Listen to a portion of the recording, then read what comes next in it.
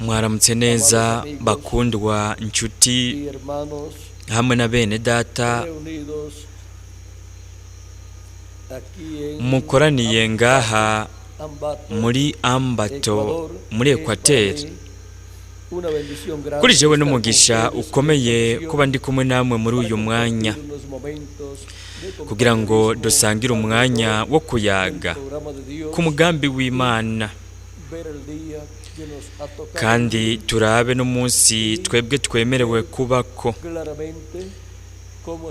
twongere tubone neza ingene twokorera Imana yacu, ingene twokorera Yesu Kristo, n'ingene tworonka imigisha yiwe ihwanye n'iki gihe cy'iherezo, kandi gutyo dutegurwe tube twiteguye kugira ngo dushobore guhindurwa no kujana na Kristo mu birori by'ubukwe bw'umwagazi w'intama. Muri uyu mwanya dufise ijambo ry'Imana tugira dusome riri muri Matayo ikigabane cya 24 guhera ku murongo wa 37 kugeza kwa 39. Aho Yesu Kristo wenyine ubwiwe aravuga ati,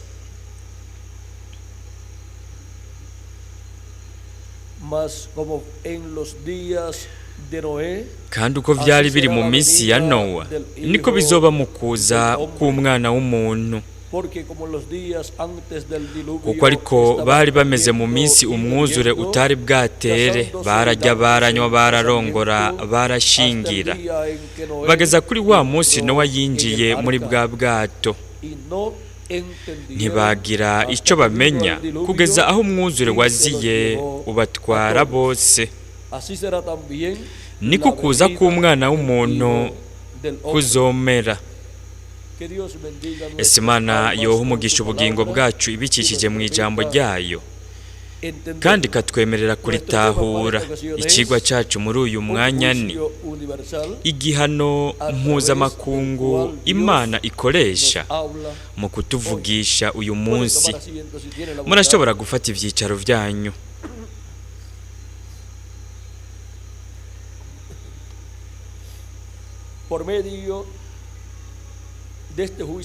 Biciye muri iki gihano cy'Imana c'umwuzure waje ku bwoko bw'ibiremwa abantu, igihano caje kurunganwe rw'imbere y'umwuzure, Imana iratuvugisha muri kino gihe cy'iherezo, kandi tubwira yuko nk'uko yari imeze ya minsi ya Nowa, ariko bizoba bimeze no ku munsi w'Umwana w'umuntu azokwigaragarizako.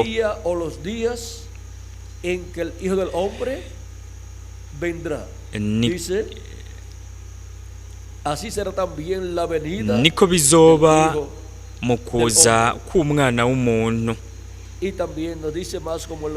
Kandi haranatubwira hati, kandi uko vyari biri mu minsi ya Nowa niko bizoba mu kuza k'Umwana w'umuntu.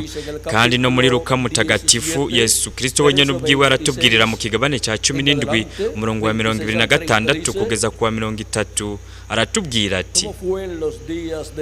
ati kandi uko vyari biri mu minsi ya Nowa niko bizoba mu minsi y'Umwana w'umuntu.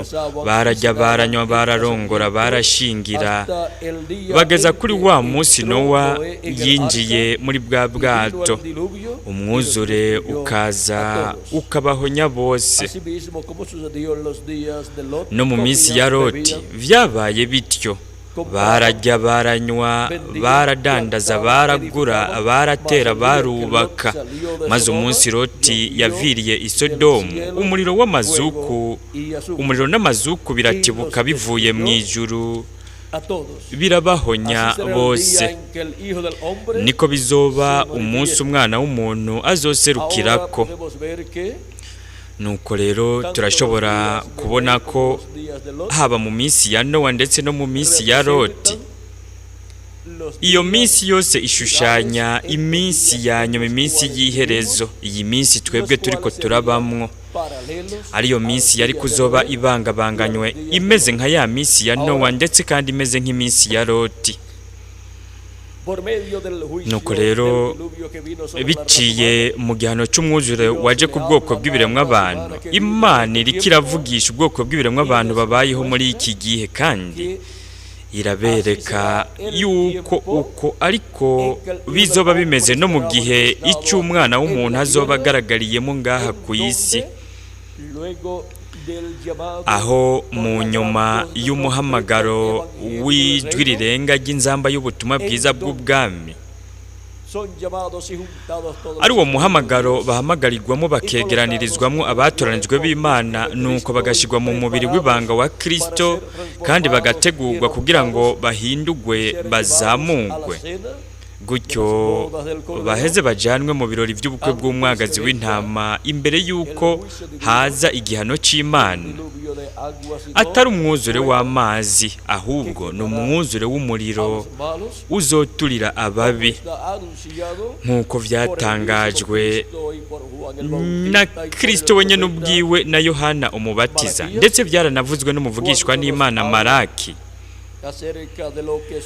igihe atubwira ku bijanye n'ibizobera ku munsi wa nyuma, no kuvuga mu kimpumbi kigira indwi nk'akarorero. Maraki mu kigabane ca kane ku murongo wa mbere aravuga ati, eheraba umunsi uraje waka nk'itanure, abibone bose n'inkozi z'ibibi zose bazoba ibishingwe, kandi uwo munsi ugira uze uzobatongora, niko Uhoraho nyene ingabo agize, nta n'agashitsi canke agashami uzobasigarana.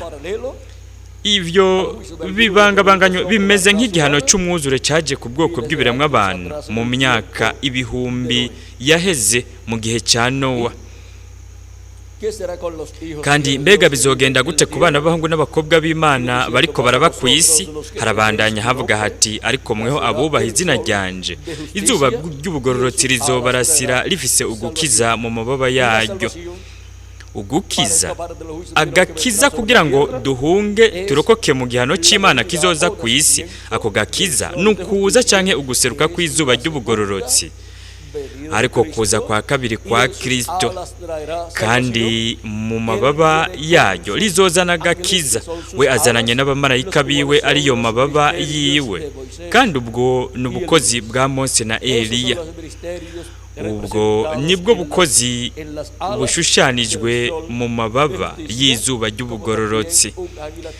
Ni nk'uko kandi n'inkukuma ifise amababa abiri y'inkomezi y'ububasha, kandi ayo mababa abiri ashushanya ubukozi bwa Mose na Eliya, ari bwo Kristo ku munsi w'iherezo azoba ariko aragaragariza ku isi. Nico gituma tubona ku rupapuro rwa 14A mu gitabo cy'imirongo mu Kiespanyol, akarongo k'144, aho haravuga hati,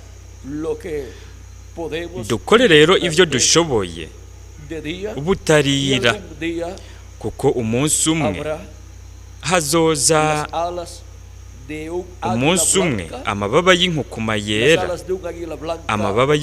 yera azokururuka kandi izotujana. Aha turafise amababa y'izuba ry'ubugororotsi, amababa y'inkukuma yera.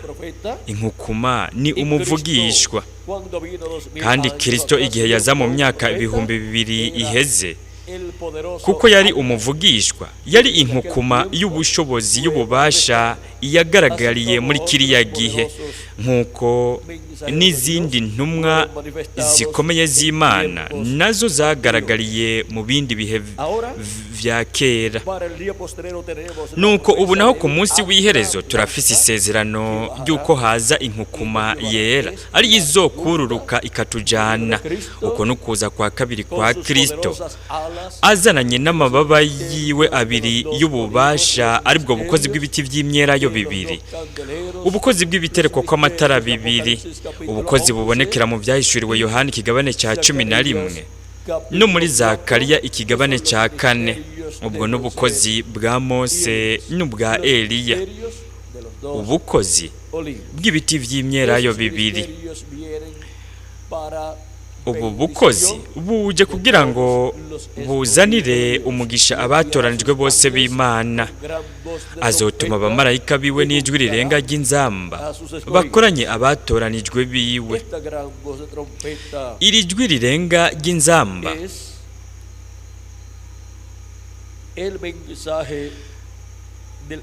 n'ubutumwa bw'inkuru nziza y'ubwami. Ubwo butumwa buriko burahishura, buriko buratangaza ikimatanije c'indwi, no kuvuga buriko burahishura ukuza kwa kabiri kwa Kristo azananye n'abamarayika biwe muri kino gihe ca nyuma. Integuza y'ukuza kwa kabiri kwa Kristo aravuga mu gitabo c'imirongo ku rupapuro rwa 47 akarongo k'amajana 42 aravuga ati, kandi twebwe abakiriho tuzoba tugisigaye kugeza ku kuza k'umwami. Iri sezerano ryo guhindurwa ni ryabande? Ni rya twebwe abakiriho tuzoba tugisigaye kugeza ku kuza k'umwami. Ntituzotangira cyangwa ngo twitange imbere y'abasinziriye, no kuvuga abera bagiye, abo bantu b'intungane bashingishije intahe amaraso yabo. Ntituzotangira cyangwa ngo tubuze kuza abasinziriye, kuko inzamba izovuga ikintu kanaka kizoba. Ubwo butumwa bwiza kanaka buzosamirana buriko buvuga itangazo ry'ukuza kwiwe. Nuko ubwo butumwa buzovuga iki? Icyo buzovuga lizoba ritangazo ry'ukuza kwiwe. Buzosamirana buvuge ukuza kwa kabiri kwa Kristo, buzohishura ukuza kwa kabiri kwa Kristo, buguhishurire abana bose b'abahungu n'abakobwa b'Imana. Nuko hanyuma bumaze guhishura iryo banga ry'ukuza kwa kabiri kwa Kristo, kandi hamaze guhamagagwa no kwegeranywa intore zose z'Imana, hazoheza habiki abapfuye bizeye Kristo bazoca bazuka. Abapfiriye muri Kristo nibo bazobanza kuzuka. Natwe abakiriho tuzoba dusigaye tuzoca duhindurwa. Duhagaze ngaho tuzokumva impinduka, umushatsi w'imvi uzonyika, iminkanyari zozimangana. Tuzoba duhindutse mu kanya gatoya, nko mu kanya ko gukubita ingohe. Tuzoheza tubone abakundwa bacu ba kera, no kuvuga abakundwa bacu bagiye. Nuko rero turashobora kubona icarico iyi nzamba ya nyuma canke iri jwi rinini rirenga ry'inzamba. Iyo nzamba kandi vyongeye yaranayivuze ko yarongeye arayivuga ko integuza y'ukuza kwa kabiri kwa Kristo. Ku rupapuro rw'ijana na 29 aho haravuga hati, we yavuze ko inzamba nini, inzamba irenga, ni inzamba irenga, atari inzamba nyinshi. Ubu umunsi mukuru w'inzamba hariho zibiri muri izo, ni Mose na Eliya kugira ngo bahamagare izo nzamba. Ariko mu nzamba nini irenga hari ukuza k'umwami kugira ngo atangaze ko Yosefu agarutse. Murabibona, amahanga yose azokoranira i Yerusalemu. Amen. Ivyo biri mu gitabo ca Yesaya. Haheze akanya gato gusa nabahaye kimwe muri ivyo bigabane twasomye. Biri muri Yesaya ikigabane ca 18 umurongo wa 2 n'uwa 3. Muri Yesaya naho ikigabane ca 27 umurongo wa 12 n'uwa 13. Niho we avuza iyo nzamba, kandi amahanga yose azomenya ko Isirayeli iri mu gihugu cayo, kandi kwiri kumwe n'Imana.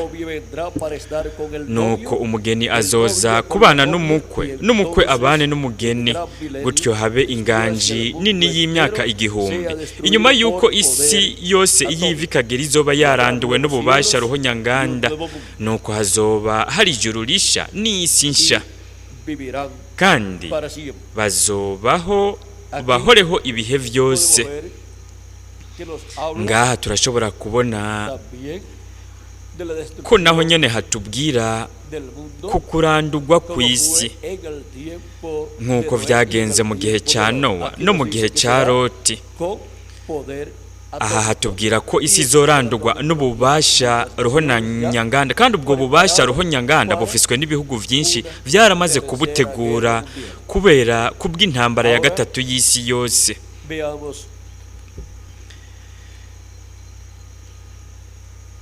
Nuko rero ubu naho turabe ngaha ku rupapuro rw'130 aho tubwirwa ku karongo ka 11:64 haravuga hati mwibuke abakiriho bari bazima bazaba basigaye ko batazokwitangira imbere y'abasinziriye kuko inzamba y'Imana, iyo nzamba ya nyuma no kuvuga inzamba ya nyuma yivugwa na Paulo mu Bikorinto ba mbere kigabane ca 15 ku murongo wa 51 kugeza ku wa 55.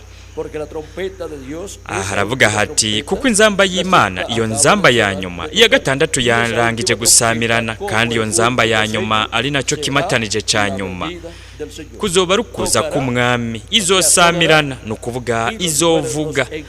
Nuko abapfuye bizeye Kristo nibo bazobanza kwikangura. Nuko rero murabona icarico iyo nzamba ya nyuma y'iherezo.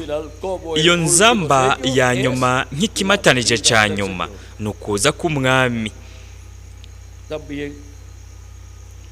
Kandi vyongeye no ku rupapuro rw'147 munyihangane urupapuro rw'149 akarongo ka 13:33 haravuga hati mwibuke yuko abazoba bakiriho bagisigaye batazokwitangira imbere y'abasinziriye kuko inzamba y'Imana, iyo nzamba ya nyuma iya gatandatu irarangije kuvuga, kandi iyo nzamba ya nyuma ari naco kimatanije ca nyuma kuzoba rukuza k'umwami izosamirana, no kuvuga izovuga. Gutyo abapfuye bizeye Kristo nibo bazobanza kwikangura, bariko bararuhuka gusa kugeza muri ico gihe. No kuvuga yuko abapfiriye muri Kristo abagiye bo mu bihe bitandukanye bagumye bariko bararuhuka, kandi bararuhuka kugeza harangije kuvuga iyo nzamba y'iherezo, harangije kuvuga inzamba ya nyuma arico kimatanije c'indwi, kandi icyo nukuza kwa kabiri kwa Kristo. Nuko hanyuma abapfuye bizeye Kristo bazoca bikangura, natwe abakiriho turi bazima tuzohindurwa. Nuko twese turi mu mibiri ihoraho tuzoheza tuje mu birori by'ubukwe bw'umwagazi w'intama. Kandi iyi minsi niyo minsi imeze nk'iminsi ya Nowa, aho Imana nk'uko yari kwiratanga ubutumwa biciye mu muvugishwa Nowa, umuvugishwa w'ikiringo kinini, iriko iraha ubutumwa abizera aribo bari bake cyane. Muri kino gihe cy'iherezo naho Imana yari kuzobirikira tuvugisha ikoresheje iyo nzamba ya nyuma cyangwa ijwi rirenga ry'inzamba arico kimatanije c'indwi, kandi yari kuzobirikira duhishurira ibanga ryo kuza kwa kabiri kwa Kristo. Nuko rero nimurabe n'ivyo tubwirwa ku rupapuro rw'117 akarongo ka 10:26 haravuga hati iki gitabo cyaramaze kuzingururwa. Ivyo nivyo harindiriwe gusa, hasigaye gusa ko ikimatanije c'indwi cerekanwe n'ukuza kwa Kristo. Nuko rero murabona ingene ukuza kwa Kristo ari ryo banga rikomeye cyane kurusha ayandi mabanga yose, ari ryo banga ryari kuzohishurwa muri kino gihe ca nyuma. Iki nico gihe cy'ubwiza cyane gusumba ibindi bihe byose. Iki ni igihe aho abatoranijwe b'Imana baronkera uguhishurwa kw'iri banga. Nuko gutyo baraheza bakaronka umugisha ukomeye wo kubona hahishuwe huguruwe iri banga ry'ikimatanije c'indwi. Baronka umugisha wo kubona hahishuwe ibanga rikomeye cyane riruta ayandi mabanga yose y'Imana, ari ryo banga ry'ikimatanije c'indwi, ibanga ry'ukuza kwa kabiri kwa Kristo. ku rupapuro rw'ijana na 200 akarongo ka 1064 haravuga hati nuko rero turabona ko mu vyahishuwe ikigabane c'icumi havuga ko mu minsi y'ijwi ry'ubutumwa bw'umumarayika w'indwi amabanga yose y'Imana azoba aherahejwe asozerewe ikimatanije c'indwi cari kuzoba cuguruwe kandi ikimatanije c'indwi mbega niki nukuza k'umwami iyo niryo banga muri kino gihe c'iherezo ryasezeranywe ko rizokugururwa rigahishurwa n'ubu butumwa bw'inkuru nziza y'ubwami iyi nzamba ya nyuma canke ijwi rirenga ry'inzamba inzamba y'ubutumwa bwiza bw'ubwami iriko irasamirana nuko ubwo butumwa buriko burahishura ibanga ry'ukuza kwiwe kandi Kristo yavuze ko iyi minsi yari kuzoba imeze nk'iminsi ya Nowa nko mu minsi ya Nowa niko bizoba bimeze mu kuza k'umwana w'umuntu mu kuza kw'ikimatanije c'indwi ukuza k'umwami aje nk'intambo yo mu muryango wa Yuda aje nk'umwami w'abami n'ubuganza baganza mu gikorwa cyo kwisubiza ivyiwe nuko rero turabonye ingene Imana iriko irabicisha mu gihano mpuzamakungu arico cabaye umwuzure uyu munsi Imana iratuvugisha muri iyi minsi ya nyuma muri iki gihe c'iherezo iriko iratwereka yuko bimwe vyabera hariya vyarishushe n'urugero vyagereranya ivyari kuzoba biriko birabera ngaha muri iki gihe c'iherezo hariya hariho umuvugishwa w'ikiringo kinini Nowa kandi muri iki gihe c'iherezo naho hazoba hariho umuvugishwa w'ikiringo kinini umuvugishwa n'Imana w'ikiringo c'ubwami afise ubutumwa bwiza bw'ubwami bugenewe iki gihe ca nyuma kandi uwo ni umumarayika w'umwami Yesu Kristo uwo n'umuvugishwa n'Imana agira indwi w'ikiringo kinini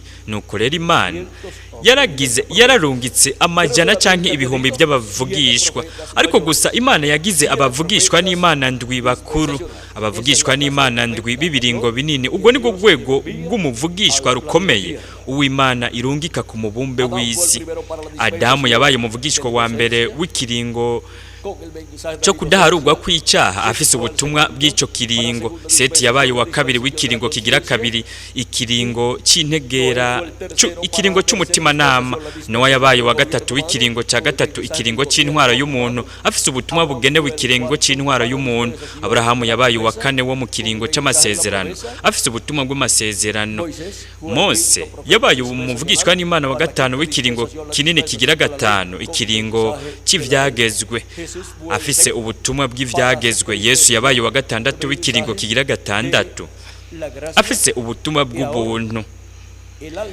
kandi ubu naho umumarayika w'umwami Yesu Kristo nawe n'umuvugishwa n'Imana w'ikiringo kigira indwi ikiringo c'ubwami afise ubutumwa bwiza bw'inkuru nziza y'ubwami aribwo butumwa bugira indwi bw'ikiringo kinini kandi nta bandi bavugishwa b'ibiringo binini bakihari nta nubwo hazokongera kubaho n'abandi bavugishwa n'Imana bato bato kugeza ubu Imana ivuga kwizoha impera abavugishwa bayo abera n'abitondeye ijambo ry'Imana ivyahishuriwe Yohana ikigabane ca 11 umurongo wa 15 kabandanya haravuga hati umumarayika w'indwi avuza inzamba mwijuru hakurikira amajwi arenga ati ubwami bw'isi buhindutse ubw'umwami wacu n'ubwa Kristo wiwe kandi azohora hangamye ibihe bitazoshira babakuru 24 bicara ku ntebe zabo imbere y'Imana bikubita hasi bubamye basenga Imana bati turagushimye mwami Imana ushobora vyose uriho kandi wamyeho kuko wabiriye ububasha bwawe buhambaye ukima kandi amahanga araraka uburake bwawe buraza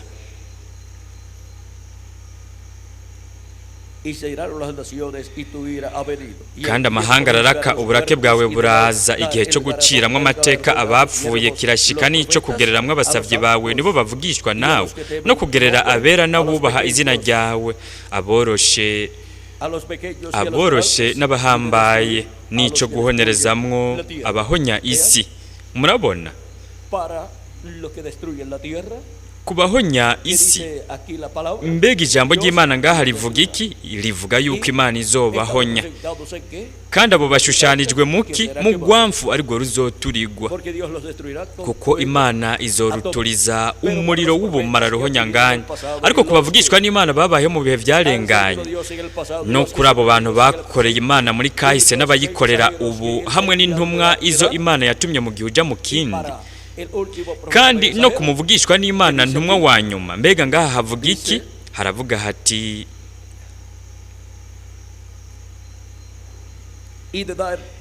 n'igihe cyo kugereramwo abasavye bawe nibo bavugishwa nawe. No kuvuga yuko Imana izotanga impera, ingero ku bavugishwa bayo bo mu bihe bitandukanye no mu biringo bitandukanye.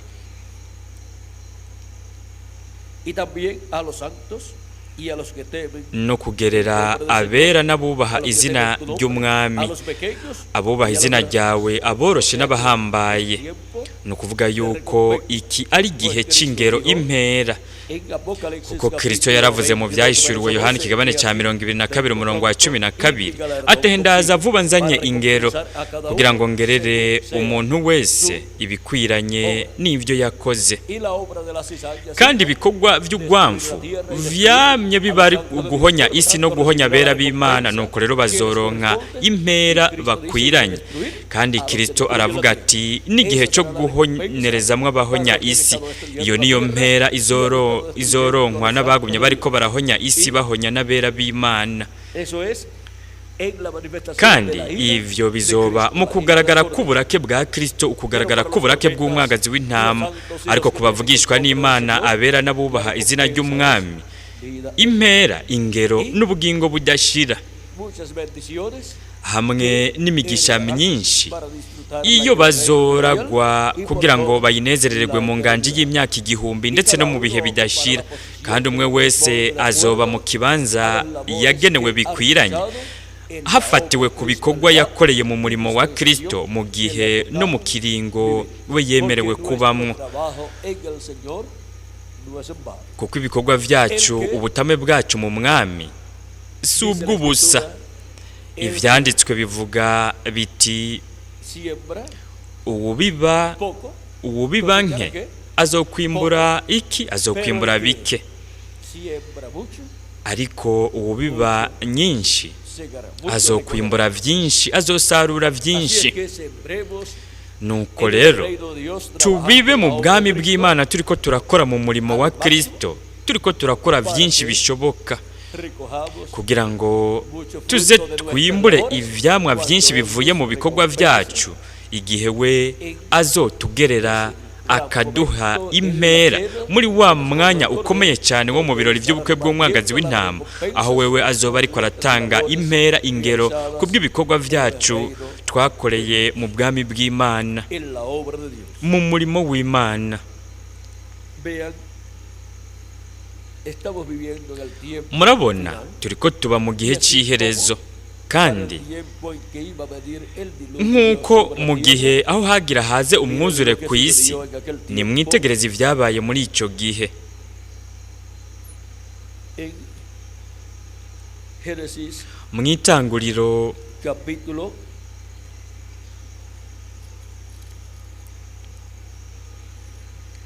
Mw'itanguriro ikigabane ca 6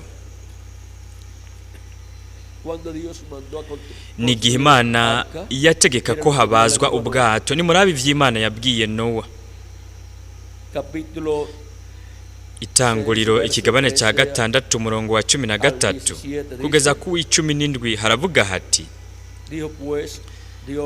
Imana ibarira Nowa iti ndamaramaje guherengeteza abari n'umubiri bose, kuko isi yuzuye umujyano ku bwabo.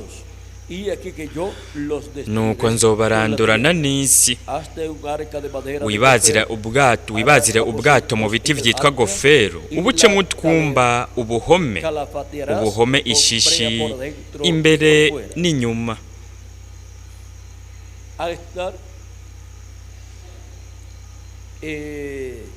Ubu bwato bwuzuye ko ishishi imbere n'inyuma. Nimwitegereze ibara, irangi ubwo bwato bwari bufise. ibara ry'ikaburimbo. Ninde yari kwiyumvira yuko ubwato ikibazano kinini cyane nuko mu nyuma bakagihoma gutyo, kuko ivyanditswe ntibitubwira yuko mu nyuma Nowa hejuru kuri iryo kaburimbo yoba yarashize ko irindi rangi. Cyari kibazano inyubakwa itamenyerewe, ariko yari yo nyubakwa imwe rudende, uburyo bumwe rudende bwo kuboneramo agakiza kugira ngo abantu bahunge barokoke mu kurandugwa.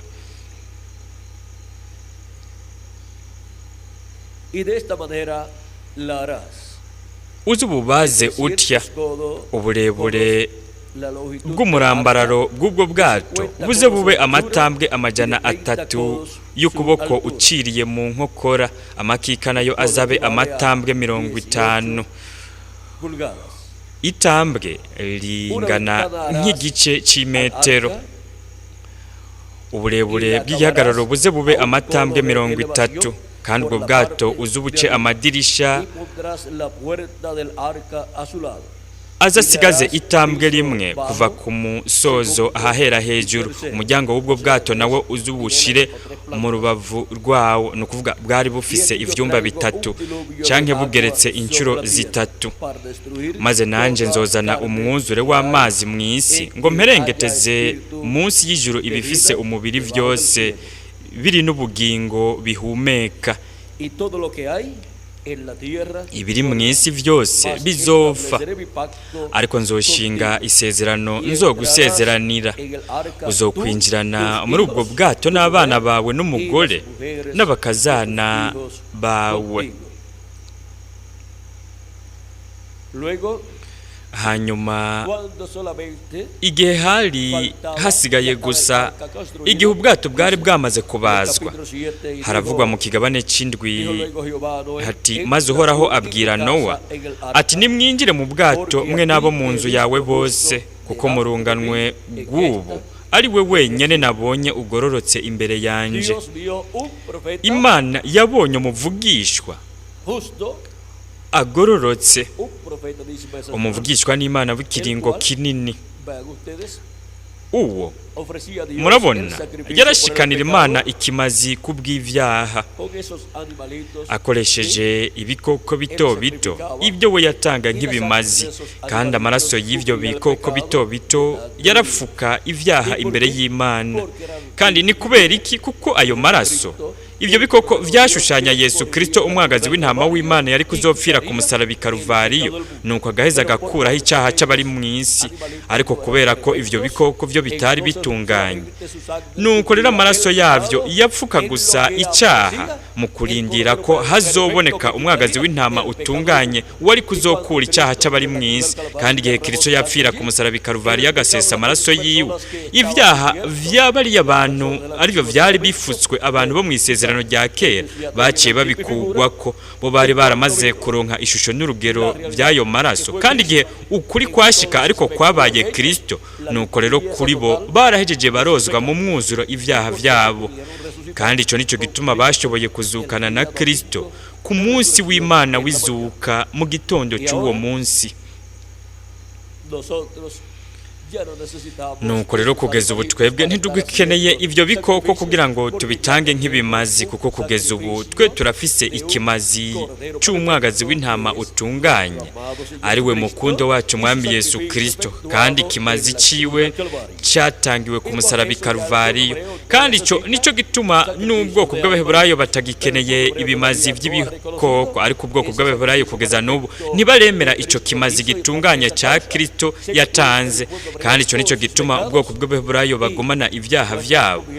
Kandi ivyo vyaha vyabo ntibifutswe imbere y'ukugaragara kw'Imana, kuko ntibagifise vya bimazi vy'ibikoko.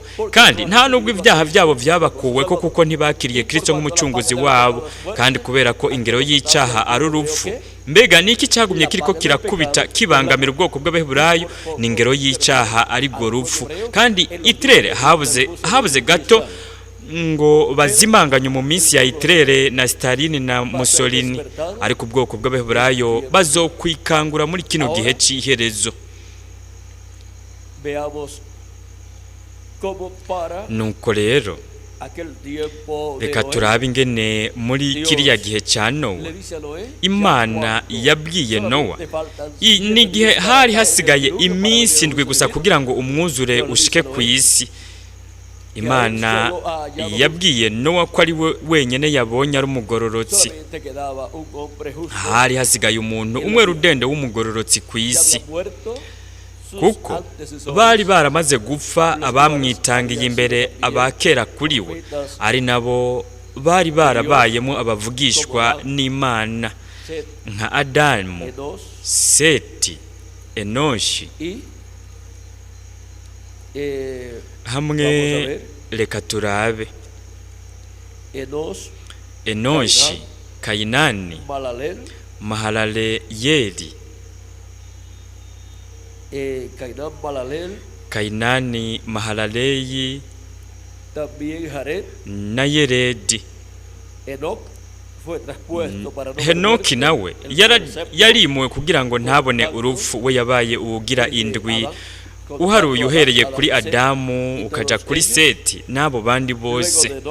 Inyuma ya Henoki haciye havuka Metusela, ari we yabayeho imyaka 969, kandi umwaka yapfiriyemwo, umwaka Metusela yapfiriyemwo, uwo mwaka umwuzure waciye uza. Kandi Metusela yari umwana wa Henoki, ari we yajanywe n'Imana ngo ntabone urupfu. Yagiye agifise gusa, yagiye akiri muto cyane. Reka turabe imyaka yagiye afise. Igihe yavyara Metusela yari afise imyaka 65, nuko hanyuma yabayeho imyaka 300. Muri iyo myaka 300 avyara abahungu n'abakobwa. Haravuga hati iminsi yose Henoki yamaze yabaye imyaka 365, kandi Henoki yagendana n'Imana araheza ntiyaba akiboneka kuko Imana imujanye. Yagiye akiri muto cyane afise imyaka 365, kandi umuntu w'imyaka 365 muri iyi minsi ubu ntawo bakiboneka. Ariko muri ico gihe we yari akiri muto cyane. Umuhungu wiwe Metusela yabayeho imyaka 969, niwe muntu yarambye yabayeho imyaka myinshi cyane. Kandi Metusela ari we yari uwugira 8. Metusela ugira 8 yaragiye, no kuvuga yabayeho imyaka 969, niwe yaramvye cyane. Ariko Henoki ari we yabaye uwugira indwi uhereye kuri Adamu, uwo niwe yagiye mwizamungwa, yarazamuwe, Imana yaramujanye ngo ntabone urupfu. Kandi n'intumwa igira indwi y'ikiringo kinini uhereye kuri Adamu kugeza ubu, mbega azoba ari uwuhe?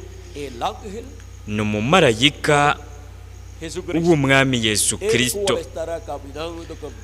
Uwo ni wazoba ariko aragendana n'Imana hamwe n'umugwi wiwe n'umuryango wiwe, umugwi wo mu gihe ciwe no mu kiringo ciwe. Uwo mugwi nawe nyene uzoba uri kuragendana n'Imana mu gihe no mu kiringo gihwanye n'iki gihe cya nyuma. Kandi icyo nicyo gituma ishengero ry'umwami Yesu Kristo irizozamugwa rishushanijwe muri inde? Rishushanijwe muri Henoki, uwugira indwi uhereye kuri Adamu.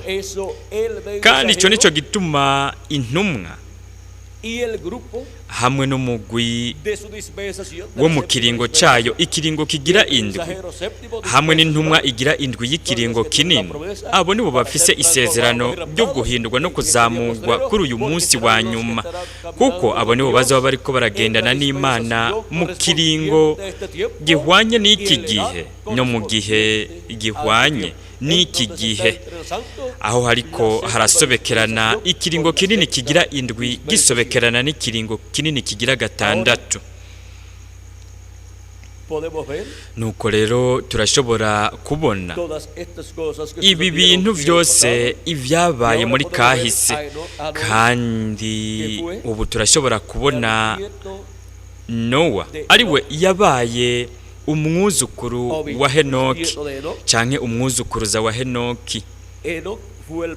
Henoki yabaye se wa Metusela, Metusela yabaye se wa Lameki, Lameki yaje ku ncuro igira 8, ku ncuro igira 9 Lameki yabaye se wa Nowa. Nuko Nowa yabaye ubugira 10 muri urwo rutonde rw'abo bavugishwa n'Imana, nukuvuga urwo rutonde rw'ingene bakwirikiranye uhereye kuri Adamu gushika kuri Nowa. Nuko ubugira 11 nawe yabaye Seti, gutyo n'abandi tubandanye turaba urwo rutonde rw'abasavyi b'Imana abo bavugishwa n'Imana.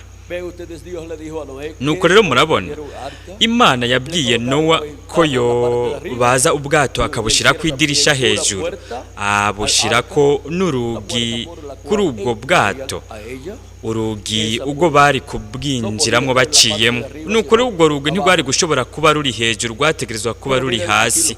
Ariko nimwitegereze ngaha ivyabaye, haravuga hati maze nanje nzozana umwuzure w'amazi mw'isi ngo mperengeteze munsi y'ijuru ibifise umubiri vyose, ibiri n'ubugingo bihumeka, ibiri mw'isi vyose bizopfa. Ariko nzoshinga isezerano nzogusezeranira, uzokwinjirana muri ubwo bwato n'abana bawe n'umugore n'abakazana bawe.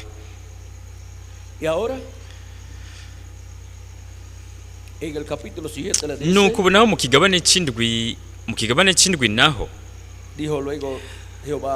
haravuga hati maze Uhoraho abwira Nowa ati nimwinjire mu bwato mwe n'abo mu nzu yawe bose, kuko mu runganwe rw'ubu ari wewe wenyene nabonye ugororotse imbere yanje. Mu bitungano vyose bitazira no mu bikoko vyose bitazira utwaremwo ibigabo ndwi n'ibigore ndwi vyavyo.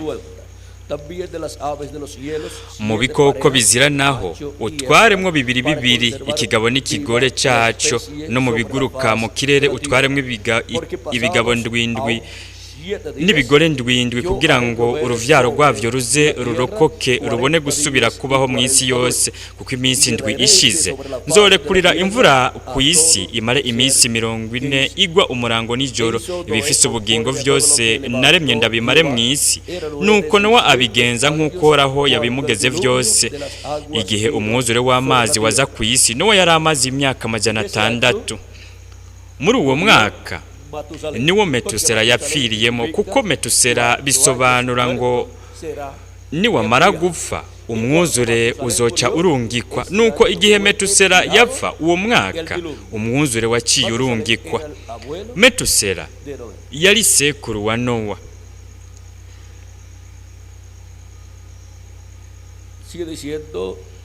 Harabandanya havuga ku murongo w'indwi, harabandanya havuga hati Nowa aca yinjirana muri ubwo bwato n'abana biwe n'umugore wiwe n'abakazana biwe,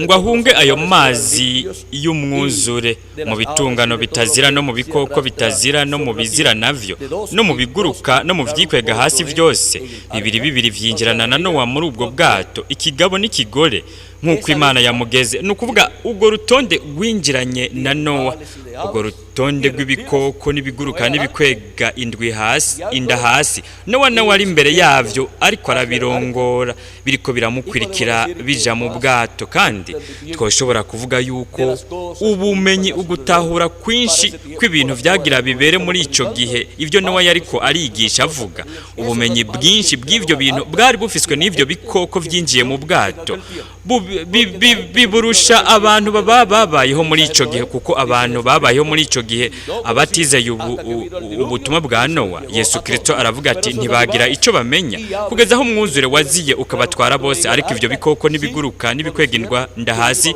vyinjiranye na Nowa mu bwato byovyo vyaramenye ko hagira hazi igihano c'Imana vyinjiranye na Nowa mu bwato nuko birarokoka hamwe n'umuryango wiwe umuryango wa Nowa nuko rero reka turabe ico habandanya havuga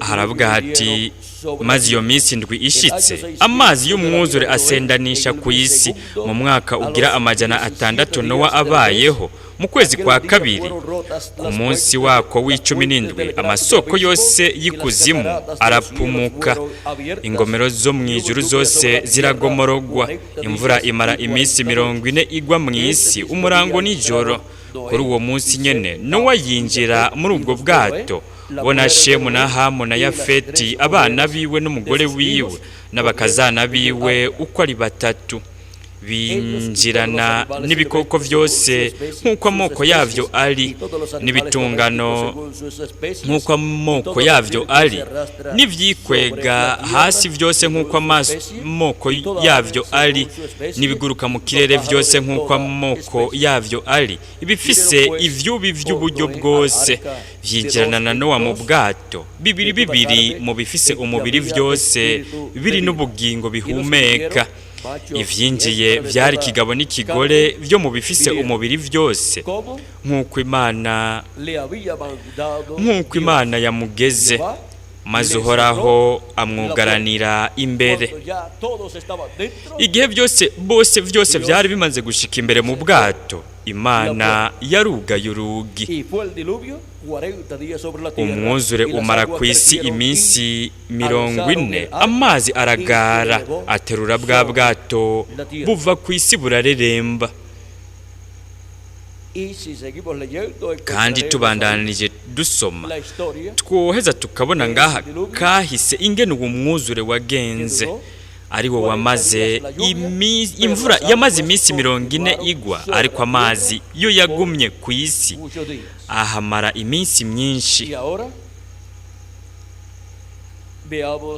nuko rero reka turabe kuko Imana iravuga Kristo avuga yuko iki gihe c'iherezo hamwe no kuza k'umwana w'umuntu bizomera nko mu minsi ya Nowa no kuvuga yuko iminsi yo kuza k'umwana w'umuntu muri kino gihe c'iherezo izoba imeze gute nk'iminsi ya Nowa nuko rero nimwitegereze ngaha ibyo Kristo avuga ko bizoba muri Luka ikigabane cya 13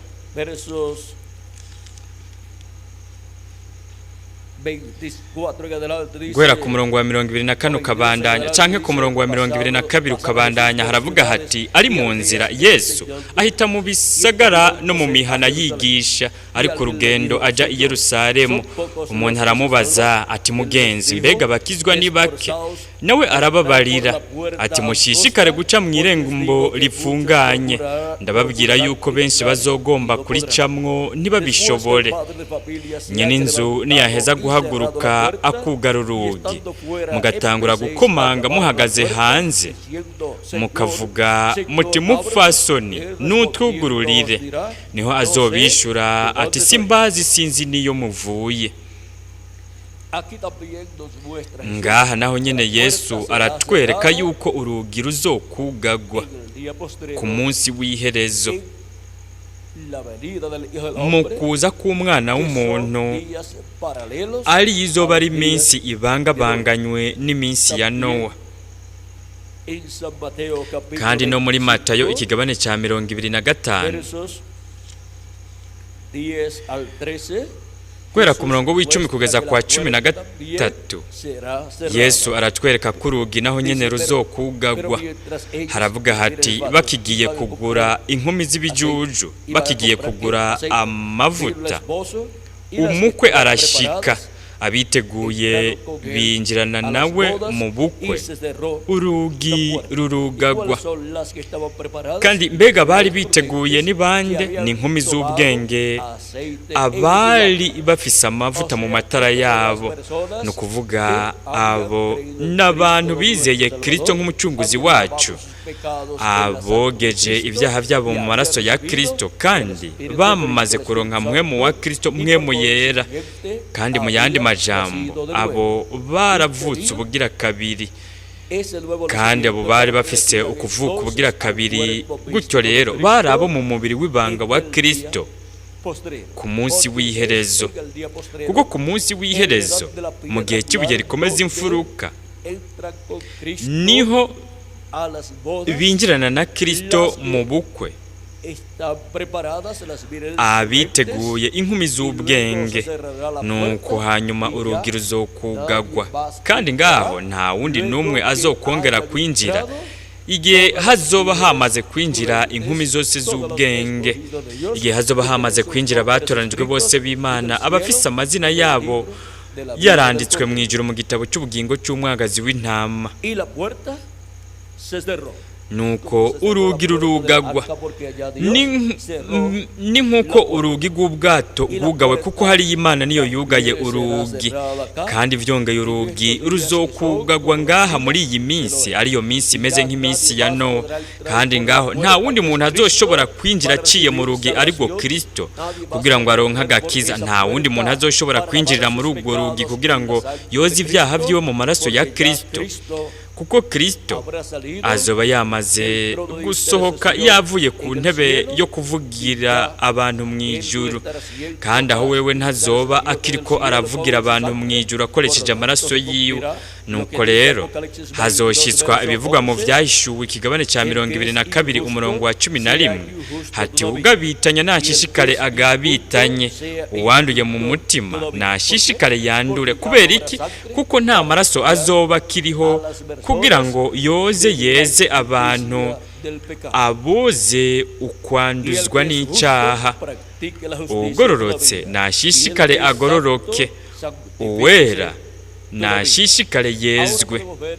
Nuko rero turashobora kubona yuko hazogera umwanya aho urugi rw'imbabazi ruzokugagwa, kandi aho nta wundi muntu azokongera gushobora kwinjira aciye muri urwo rugi kugira ngo yinjire abe uwugize umubiri w'ibanga wa Kristo, kuko aho hazoba hamaze kuzura gukwira igitigiri c'intore z'Imana, hazoba hamaze kuzura igitigiri c'abagize umuryango w'Imana, kandi bose bazoba bari imbere mu nzu y'Imana. Nuko urugi ruzokugagwa, kandi nta wundi muntu n'umwe azokongera kwinjira.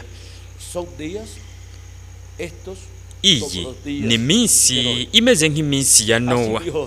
Uko niko Yesu Kristo yavuze ko uzoba umeze umunsi uw'Umwana w'umuntu yari kuzokwihishurirako. Uyu n'umunsi aho ukugaragara k'Umwana w'umuntu ariko arakora ubukozi bwa Yesu ku ncuro igira kabiri, agukora biciye mu mumarayika ntumwa wiwe. Niho uko kugaragara kwari kuzoba kubonetse, kandi gutyo twari kuzoba turiko turaba mu minsi imeze nk'iminsi ya Nowa.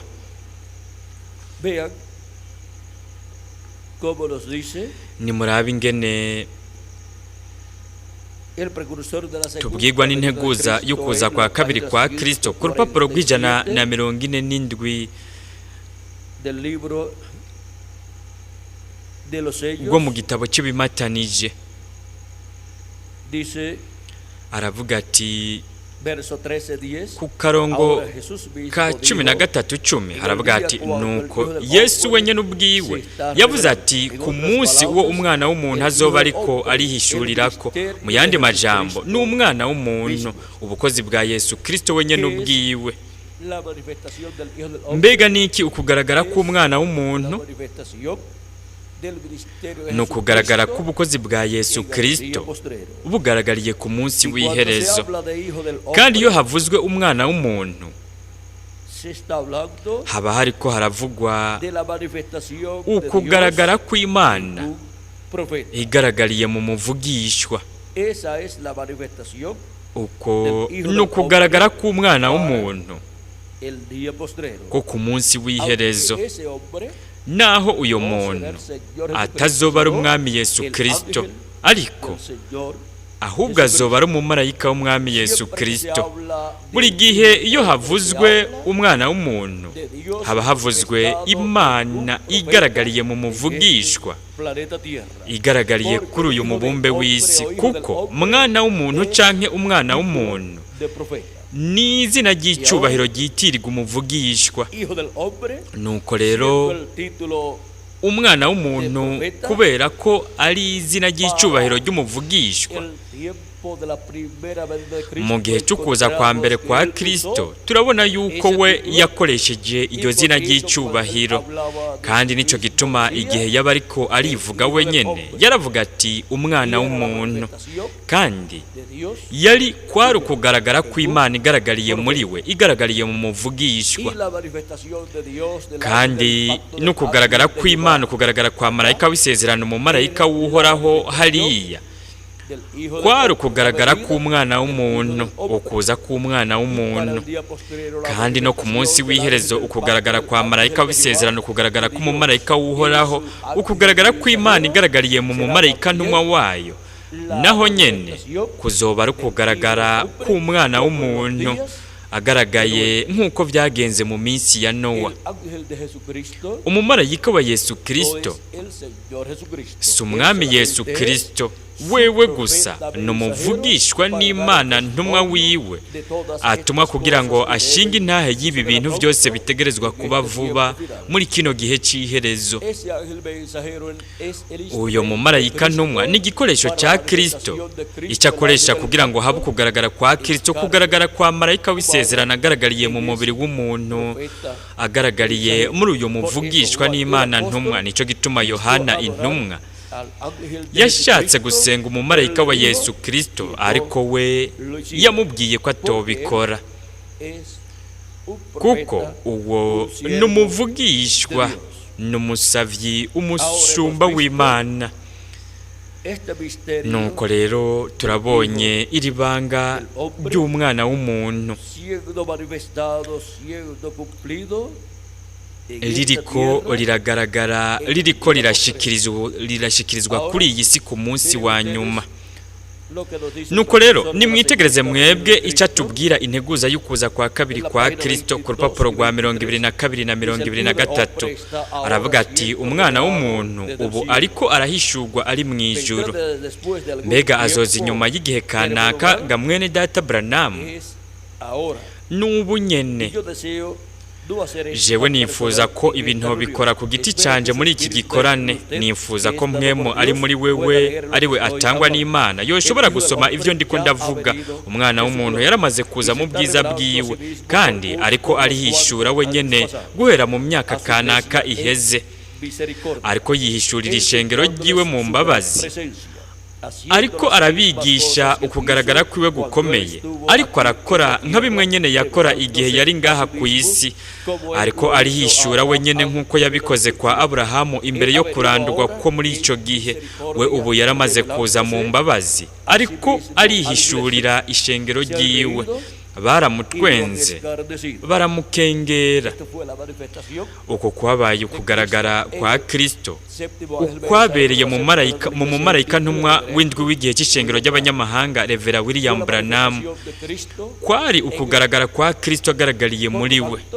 Nuko rero kubera ko we yari umuvugishwa n'Imana, yari ukugaragara k'umwana w'umuntu agaragaye mu mbabazi muri iriya minsi, kandi baramutwenze, baramukengera, niko bivugwa. Nuko ubu naho nimurabe icyo avuga, ati ku nshuro ikurikira, ni ukuvuga ku nshuro iza, aho azokwihishurira hazoba ari mu gihano kije ku isi no ku mahanga yirengagije Imana bagacumura ku buntu bwayo ku munsi wayo w'ubuntu, no kuvuga bacumuye ku munsi wayo w'ubuntu mu kiringo cy'ubuntu. Nuko rero muri uku gusobekerana kuri hagati y'ikiringo kinini cy'ubwami kiriko kirasobekerana n'ikiringo kinini cy'ubuntu, umwana w'umuntu ari we Yesu Kristo marayika w'isezerano mu kugaragara kwiwe agaragariye mu mumarayika ntumwa wiwe, arihishurira hagati mu ishengero ryiwe, ariko we aje nk'umucamanza w'isi yose.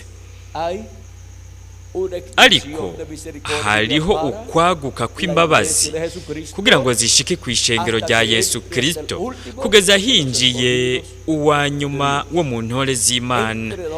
Uwo wa nyuma yinjira hehe? Mu nzu y'Imana, ariryo shengero rya Yesu Kristo.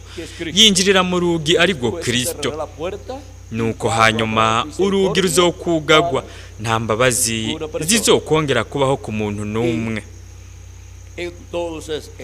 Nuko rero umwana w'umuntu azoba ariko arahishurira isi yose yiva ikagera umunsi wo kwihora kw'Imana yacu. Azoba ariko arahishurira isi igihano cy'Imana kigira kize kuri iyi si. Nuko rero turabonye yuko iyi minsi iyo twebwe turiko turabamwo yari kuzoba imeze nk'iminsi ya Nowa, kuko iyi ni minsi aho umwana w'umuntu yari kuzokwihishurira, aho yari kuzokwigaragariza nk'uko bihwanye n'isezerano ry'Imana. Ni ukuvuga umumarayika w'uhoraho, umumarayika w'isezerano ari we Yesu Kristo ari muri mpwemu yera, yari kuzokwihishura biciye mu mumarayika ntumwa wiwe, akihishurira mu mubiri w'umuntu. Ariko umumarayika wa Yesu Kristo si umwami Yesu Kristo we gusa, ni igikoresho ciwe cyo muri kino gihe cy'iherezo.